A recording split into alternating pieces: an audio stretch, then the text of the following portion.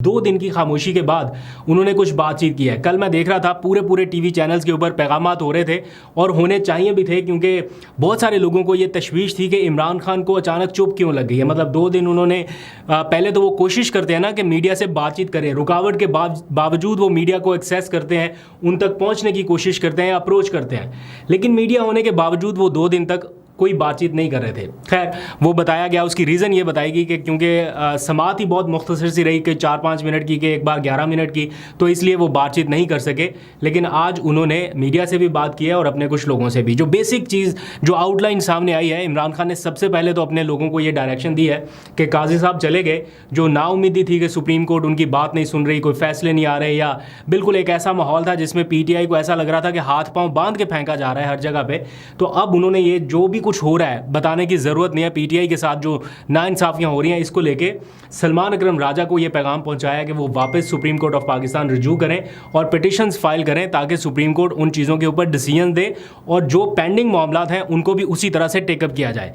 ये अब रियलिटी है कि याहिया अफरीदी साहब चीफ जस्टिस हैं। बेशक वकला अपनी तहरीक चलाते रहें, बल्कि आज उनकी एक्शन कमेटी ने कुछ अनाउंसमेंट किया, वो भी बल्कि मैंने इंक्लूड करनी है, क्योंकि उन्होंने याहिया अफरीदी साहब से फुल कोर्ट बेंच बनाने का मुतालबा कर दिया है 26वीं तरमीम पर, और साथ ही मुल्क की मुहिम भी चलाने का ऐलान किया गया। तो याहिया अफरीदी साहब के लिए मुश्किल सूरत हाल रहेगी, क्योंकि उनके लिए बैक टू बैक चैलेंजेस हैं। इधर से पाकिस्तान तहरीक इंसाफ के साथ नाइंसाफ़ियाँ जो हो रही हैं, उनका एक प्रेशर रहेगा कि जनाब हमारी पिटिशन सुने। इधर से वकला 26वीं आईनी तरमीम के ख़िलाफ़ कह रहे हैं कि फुल कोर्ट बेंच बनाएं।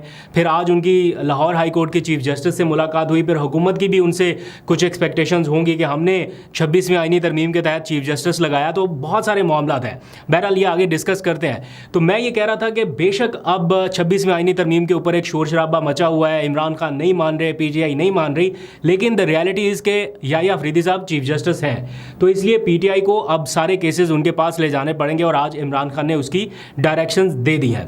इसके साथ साथ इमरान खान ने जो डील के हवाले से खबरें हैं वो मुतवातर इसको मुस्तरद करते आए हैं। आज उन्होंने बड़े खुल के 3 चीज़ें की हैं। उन्होंने कहा रूल ऑफ लॉ, अदलिया की आज़ादी और जमहूरियत, ये 3 चीज़ें हैं जिनके ऊपर किसी सूरत कॉम्प्रोमाइज़ नहीं होगा, या इससे वो पीछे हटने के लिए तैयार नहीं है। और अगर डील वाला मामला ही हो, लेट्स सपोज अगर कुछ लोग कहते हैं ना टीवी पे आके कि डील के तहत रिहाई हुई, तो आज की लेटेस्ट अपडेट ये है कि बुशरा बीबी की जो रिहाई है उसको FIA ने सुप्रीम कोर्ट ऑफ पाकिस्तान में चैलेंज भी कर दिया है। तो अगर डील हो या डील के तहत ये रिहाई हो, तो फिर FIA को क्या पड़ी है, या कौन उनको डायरेक्शन देगा कि जनाब जाके आप सुप्रीम कोर्ट में इसे चैलेंज कर दें। तो आज वो चैलेंज कर देगी। कहा गया कि जनाब मियाँ गुल हसन औरंगज़ेब ने, या नाम लिए बगैर कहा गया कि एक जज साहब ने चैम्बर में समाअत करते हुए ज़मानत दे दी, मेरिट्स को मद्देनज़र नहीं रखा, एंड सो ऑन। तो FIA तो चाहती है कि बुशरा बीबी की ज़मानत मनसूख और दोबारा उनको जेल में डाला जाए। उनके वकला मिलकर चले गए। उसके बाद अली अमीन गंडापुर आए उनसे मुलाकात करने। 4 अक्टूबर के बाद से अब तक उनकी मुलाकात नहीं हो पा रही थी, फॉर सम रीज़न जो आपके सामने है कि क्या हालात उसके बाद बने।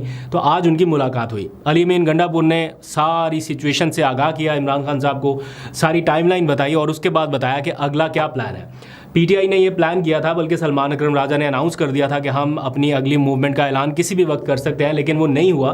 कुछ उसमें चेंजेस किए गए, और जो 1 नवंबर का पेशावर का जलसा था वो मुलतवी कर दिया गया। फिर हुआ कि 8 नवंबर को जलसा किया जाए, वो भी मुलतवी कर दिया गया या मनसूख हो गया। अब PTI का जो लाएअमल जो अनाउंसड है, अली अमीन गंडापुर ने जो कहा वो है कि जनाब वो 9 नवंबर को सवाबी इंटरचेंज पे सारे लोगों को अपने को इकट्ठा कर रहे हैं, यानी एक जरगा की शक्ल में, या एक अगली मूव के लिए, या अगला रोड मैप जो भी हो सकता है मुमकिना एहतजाजी तहरीका, जिसे कहा जा रहा है कि मुल्क भर में फैलाया जाएगा। और ये कोई 9 नवंबर से एहतजाजी तहरीक लॉन्च नहीं हो रही। मैं जो असेस कर पाया वो ये है कि 9 नवंबर को सवाबी इंटरचेंज पे अली अमीन गंडापुर और PTI के सारे रहनुमा और KPK के लोग इकट्ठा होंगे एक जरगा की शक्ल में, और उसमें अगले रोड मैप का ऐलान किया जाएगा अपनी शरायत रखते हुए, जिसमें बुनियादी शर्त इमरान खान की रिहाई की होगी कि वो किसी मुकदमे में इस वक्त सज़ा याफ्ता नहीं है, ज़मानत के ऊपर है, तो उनको क्यों कैद रखा गया है। तो पहला मुतालबा रिहाई का, रूल ऑफ लॉ का, उनके कैदियों की रिहाई का, ख़वातीन कैदियों की रिहाई का। तो ये सारे मुतालबात के साथ अगला रोड मैप जो है वो अनाउंस होने जा रहा है। और इसके बाद ऐसा लगता है, जैसे अली अमीन गंडापुर ने कहा कि हर बार ऐसा नहीं होगा कि हम आएँ और हमारे कारकुनान मार खाएँ, कुछ गिरफ्तार हो जाएँ, फिर हम वो रिएक्ट भी ना कर पाएँ जिस तरह से करना चाहिए। तो इस बार वो कहते हैं कि एक बड़े प्लान के साथ आ रहे हैं। लेट्स सी क्या उनकी स्ट्रेटजी है।